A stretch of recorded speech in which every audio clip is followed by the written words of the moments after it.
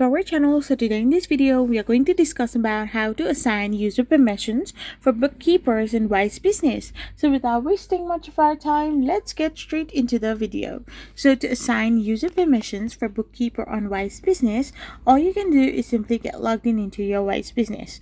So once you're logged in into your Wise Business account, you need to now simply navigate to the team members. Click on your business name in the top right corner and then select the team members and payment approval. You can add a new member, assign permissions according to your choice like view account, move money, etc. and review and confirm. Review the selected permission to ensure that they are correct and select confirm to send an invitation to email the bookkeeper as well.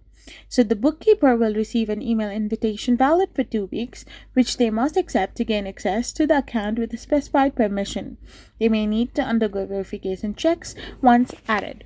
So this way you can simply do it. I hope you found this video helpful. So don't forget to hit that subscribe button and to give us a thumbs up. We will be back again with more informative videos. Thank you for watching.